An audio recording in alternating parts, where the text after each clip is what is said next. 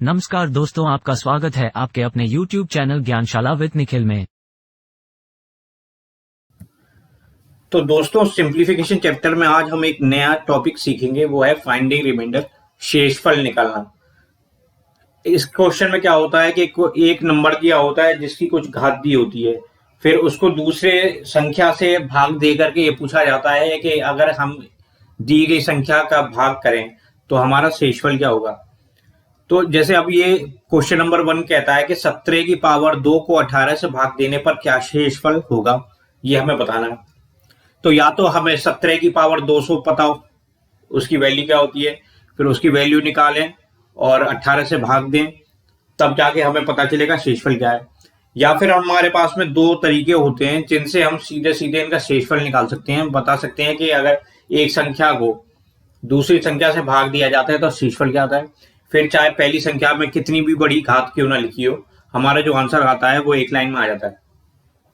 तो आज हम वही तरीका सीखेंगे कि किस तरीके से इस तरीके के क्वेश्चन को हम पेपर में सॉल्व करें कम से कम समय में और आंसर हमारा सही है। तो जो सबसे पहला तरीका होता है डायरेक्ट आंसर निकालने का, वो उसमें हम क्या करते हैं, उसमें हम ये देखते हैं कि क्या 17 और 18 के बीच में कोई संबंध या रिलेशन निकल सकती है। ठीक है, तो हम ये देख सकते हैं कि जो 17 होता है, 17 को हम 18 माइनस 1 लिख सकते हैं। ठीक है, इससे ये फर्क क्या पड़ेगा या इससे आसानी क्या रहेगी कि जब हम रिमाइंडर निकालने की कोशिश करेंगे तो हमें 17 और 18 को ना दे करके 18 माइनस 1 और 18 को देखना होगा। और उससे आसानी क्या रहेगी वो अब हम देखते हैं। जैसे 17 की जगह मैंने लिखा 18, 18 माइनस 1 की घात 200 और भाग दे रहा है 18 से। अब पूछा है, अब हमें 17 की घात 200 का 18 में भाग दे करके शेषफल निकालने की जगह 18 माइनस 1 की घात 200 का 18 में भाग देने पर शेषफल या रिमाइंडर बताना है। ठीक है, तो जब भी इस तरीके के फॉर्म में हम लिख लें पहले वाले नंबर को, या न्यूमरेटर में या अंश में जो संख्या दे रखी है उसको इस तरीके से लिख लें कि 18 या जो हर है या डिनोमिनेटर है उसके फॉर्म में आ जाए। उसके बाद हम क्या करते हैं, हम एक थ्योरम होती है रिमाइंडर थ्योरम, जो हम अपने स्कूल में पढ़ते हैं। वैसे तो बहुत लंबी थ्योरम होती है, लेकिन उसका कंपटीशन एग्जाम में सिर्फ इतना यूज हो जाता है कि हम क्या करते हैं, डायरेक्ट हम आंसर निकाल सकते हैं। ठीक है, तो हम ये सोच सकते हैं कि अगर हम ऐसी कोई संख्या हो, 18 की घात कोई भी दे रखी हो, अगर हम उसको 18 से डिवाइड करेंगे तो उस केस में रिमाइंडर हमेशा हमेशा क्या आएगा, 0 आएगा। जो ऊपर दे रखी है संख्या उसका भाग हम नीचे दी हुई संख्या से करते हो और दोनों संख्याएं जब बराबर हो, एक संख्या ही लिखी हो, तो उस केस में जो रिमाइंडर आता है वो 0 आता है।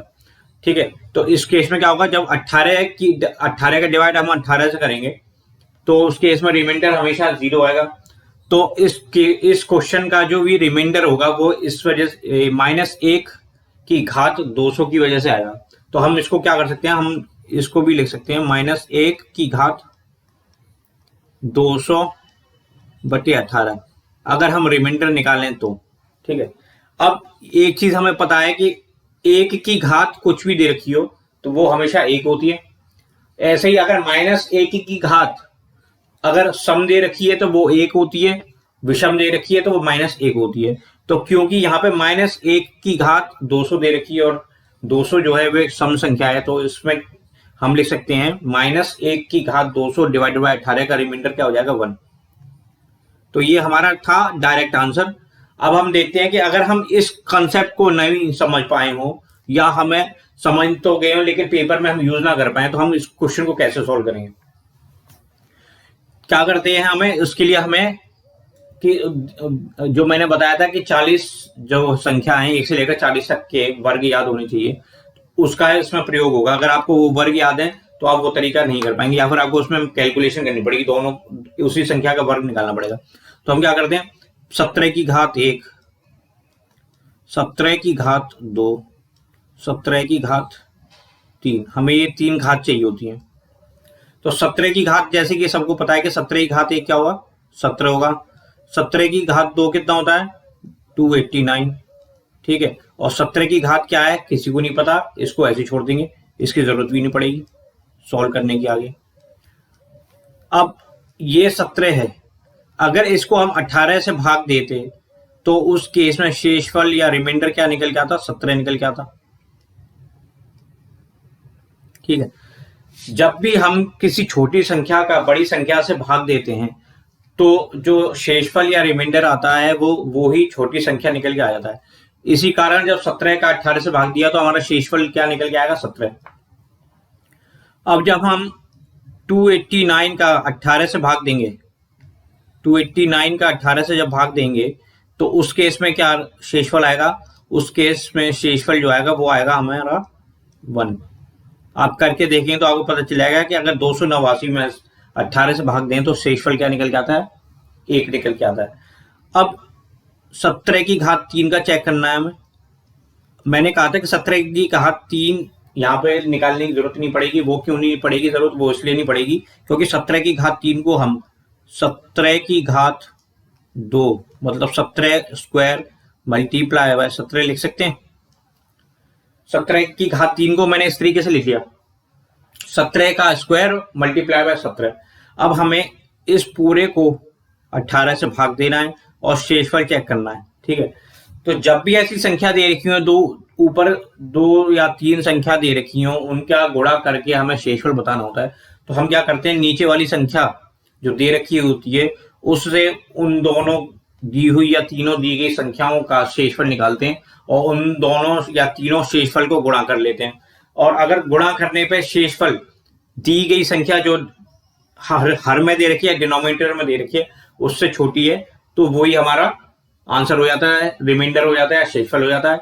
और अगर मान लीजिए जो मल्टीप्लाई करके सारे रिमाइंडरों का मल्टीप्लाई किया, मल्टीप्लाई करने के बाद में जो डिनोमिनेटर में जो वैल्यू दे रखी है उससे ज्यादा निकल के आ जाती है तो डिनोमिनेटर से एक बार और डिवाइड करके हम रिमाइंडर निकाल लेते हैं। तो अब इस केस में देखते हैं कि हमारा रिमाइंडर या शेषफल कैसे निकलेगा। अब हमने देखा था कि ऊपर वाली जो लाइन है 17 की घात 1, 17 की घात 1 से हम जब 18 को भाग देंगे तो रिमाइंडर क्या निकल के आता है? यहाँ निकल के आता है 17। और जब 17 का वर्ग करके या 289 का जब हम 18 से डिवाइड करते हैं तो जो रिमाइंडर निकल के आता है वो क्या निकल के आता है? 1। ठीक है, तो 17 की पावर 2 से जब हम 18 को डिवाइड देंगे तो रिमाइंडर मिलेगा 1। और जब 17 डिवाइडेड बाय 18 करेंगे तो रिमाइंडर मिलेगा 1, 17 मिलेगा।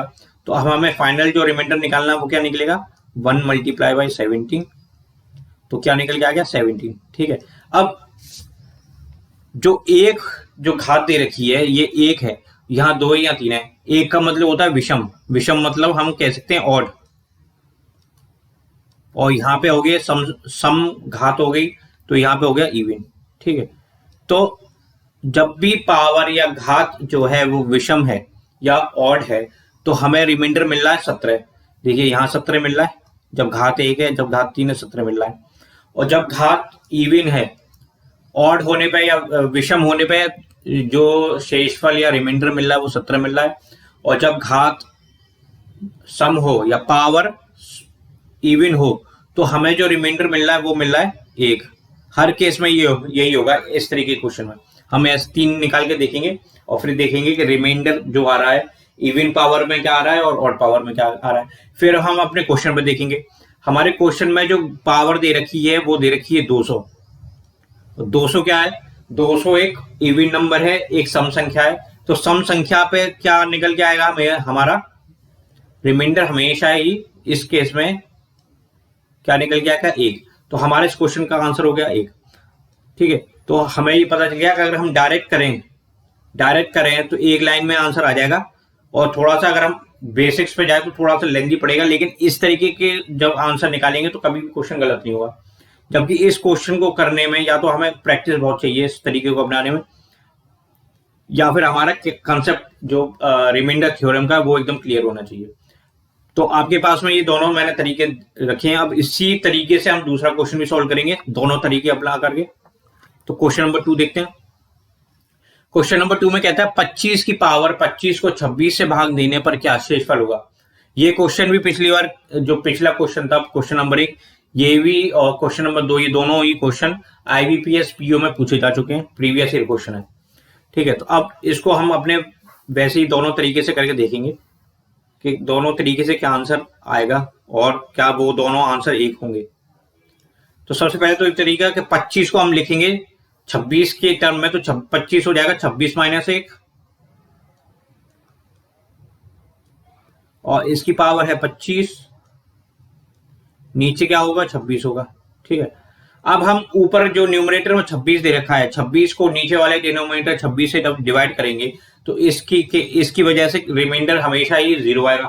ठीक है, तो जो भी रिमाइंडर हमारा निकल के आएगा वो इसकी वजह से निकल के आएगा, किसकी वजह से, -1 की पावर 25 और 26 का जो डिवाइड करेंगे उससे आएगा। तो मतलब हम इसको सीधे सीधे रिमाइंडर के फॉर्म में लिख सकते हैं, -1 की पावर 25 डिवाइडेड बाई 26।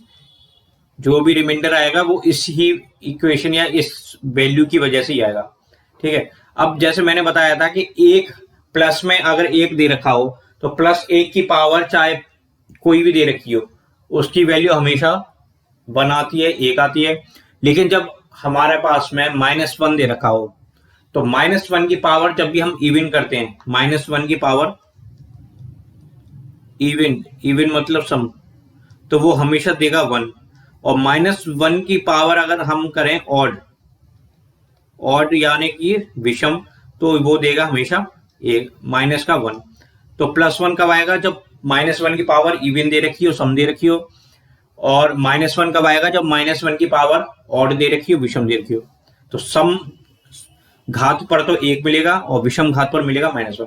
अब क्योंकि 25 जो है एक विषम संख्या है, 25 जो है वो विषम संख्या है, तो हमें जो रिमाइंडर मिलेगा इस केस में मिलेगा -1 मिलेगा न्यूमरेटर में, अंश में, और 26 से जब डिवाइड करेंगे तो क्या मिल जाएगा, -1। ठीक है, तो जब भी -1 या -2 या कोई भी माइनस संख्या मिलती है हमें रिमाइंडर या शेष के रूप में, तो हम क्या करते हैं, ये जो हर में लिखी है वैल्यू उसमें से घटा देते हैं। तो हम क्या करते हैं, 26 -1 कर देते हैं, घटा देते हैं, या फिर हम कह सकते हैं जोड़ देते हैं। इसमें जोड़ देंगे या घटा देंगे, मतलब ये है कि ये माइनस हमारा होना चाहिए, ये पूरी संख्या होनी चाहिए इसमें। तो 26 -1 करेंगे तो क्या हो जाएगा, 25। तो इस क्वेश्चन का जो आंसर आ रहा है हमारे इस तरीके से आ रहा है 25। अब अगर किसी को ये कंसेप्ट समझ में आ गया तो वो 25 आंसर लगा देगा। अगर मान लीजिए नई कंसेप्ट समझ में आया या क्वेश्चन में भूल गया और क्वेश्चन में ऐसे ही कोई क्वेश्चन पेपर में आ गया ऐसे ही क्वेश्चन, तो उसको कैसे सॉल्व करेंगे वो देखते हैं। हम क्या करेंगे, 25 दे रखा है तो 25 की घात 1 पता होनी चाहिए, 25 की घात 2 पता होनी चाहिए और 25 की घात 3 पता होनी चाहिए।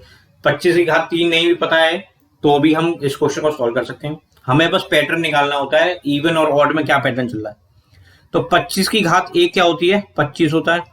और जब 25 का हम 26 में डिवाइड करेंगे तो रिमाइंडर क्या आएगा, हमेशा रिमाइंडर जो आएगा वो आएगा 25। अब हम देखते हैं 25 की घात 2 या 25 के स्क्वायर को जब हम 26 से डिवाइड करते हैं तो रिमाइंडर क्या आता है। तो हम क्या करेंगे, पहले तो 25 के स्क्वायर या 25 के वर्ग की वैल्यू पता होनी चाहिए। तो या तो आपको याद होगा 25 का स्क्वायर की वैल्यू, या फिर आप जो मैंने स्क्वायर करने का तरीका बताया था उससे भी आप निकाल सकते हैं। तो 25 का जो स्क्वायर होता है वो होता है 625। अब हम इस 625 का 26 से डिवाइड करके देखेंगे रिमाइंडर क्या आता है। तो जब आप इस रिमाइंडर को क्वेश्चन को या इस डिवीजन को करेंगे, भाग देंगे 625 का 26 में, तो जो शेषफल या रिमाइंडर बनता है वो बनता है 1। ठीक है, अब ये 25 का क्यूब की वैल्यू हमें नहीं है याद, मान के चलिए। तो हम क्या करेंगे, इस 25 के क्यूब को 25 स्क्वायर मल्टीप्लाई बाय 25 और डिवाइडेड बाय 26 करेंगे। फिर इसका रिमाइंडर निकालेंगे। रिमाइंडर निकालने के लिए हमें 25 का 26 जब भाग देते हैं 26 से तब रिमाइंडर पता होना चाहिए, और 25 स्क्वायर से जब 26 को डिवाइड करते हैं तो अब जो रिमाइंडर आता है वो पता होना चाहिए। फिर उन दोनों रिमाइंडर को मल्टीप्लाई करेंगे। अगर वो रिजल्टेंट जो आ रहा है दोनों रिमाइंडर को मल्टीप्लाई करके वो 26 से ज्यादा है तो एक बार और डिवाइड करेंगे, और अगर 26 से कम है तो वही हमारा रिमाइंडर हो जाएगा, फाइनल रिमाइंडर। अब क्योंकि हमें पता है 25 स्क्वायर का जब हम 26 से डिवाइड किया तो रिमाइंडर मिला था हमें 1, और जब हम 25 का डिवाइड कर रहे हैं 26 से तो रिमाइंडर मिला है 25। अब इन दोनों रिमाइंडर को मल्टीप्लाई किया, आंसर आया 25। तो अब क्योंकि 25 जो है वो 26 से छोटा है तो यही हमारा फाइनल आंसर हो जाएगा, मतलब फाइनल रिमाइंडर हो जाएगा, और क्वेश्चन का भी आंसर यही हो जाएगा 25। ठीक है, तो ये तो इस तरीके के क्वेश्चन को सॉल्व करने के ये दोनों तरीके होते हैं। या तो आप इस वाले तरीके मेथड 1 को अपना सकते हैं अगर आपके कंसेप्ट क्लियर है, इससे आंसर थोड़ा जल्दी निकल आएगा। अगर आपके मान लीजिए कंसेप्ट क्लियर नहीं हो पाता है कोई ऐसा, तो आप इस तरीके से बेसिक से भी कर सकते हैं। और इसको जब आप प्रैक्टिस करेंगे तो इसमें भी ज्यादा टाइम नहीं लगेगा। बस इसमें यह है कि आपको वर्ग पता होने चाहिए। वर्ग भी 40 तक ही पूछे जाते हैं ज्यादातर क्वेश्चन में, इससे ज्यादा स्क्वायर या वर्ग याद करने की जरूरत भी नहीं है और पेपर में पूछा भी नहीं जाता। तो ये आज जो हमने सीखा वो सीखा था इस तरीके के क्वेश्चन में रिमाइंडर निकालना, शेषफल निकालना। और अभी शेषफल के और भी तरीके होते हैं। अभी तो हमने ये मल्टीप्लाई करके देखा है। कुछ क्वेश्चन ऐसे आते हैं जिसमें फैक्टोरियल दिए होता है, उसका रिमाइंडर निकालना होता है। कुछ क्वेश्चन में जो रिमाइंडर निकालना होता है वो एक पूरी इक्वेशन सॉल्व करके निकालना होता है। फिर वो भी क्वेश्चन देखेंगे। उसके बाद में हम देखेंगे इकाई अंक निकालने का तरीका, कि हम इकाई किसी भाग से या किसी का गुणा करने पर जो हमारा जो वैल्यू आती है उसका इकाई क्या होता है। तो आई होप आपको आज की वीडियो अच्छी लगी होगी और ये इस वीडियो से आपको कुछ एक्स्ट्रा सीखने को मिला होगा। तो आपको अगर ये वीडियो आज की अच्छी लगी हो, आपको ये वीडियो इंफॉर्मेटिव लगी हो, आपको लगा हो कि इस वीडियो से आपको इस तरीके के क्वेश्चन को सॉल्व करने का एक या दोनों तरीके नए अगर दिखे हो, आपको लगा हो कि कुछ नया सीखने को मिला है, तो प्लीज इस वीडियो को लाइक कीजिएगा, शेयर कीजिएगा। चैनल अभी तक आपने अगर सब्सक्राइब नहीं किया है तो प्लीज चैनल सब्सक्राइब कीजिएगा। Thank you and have a nice day.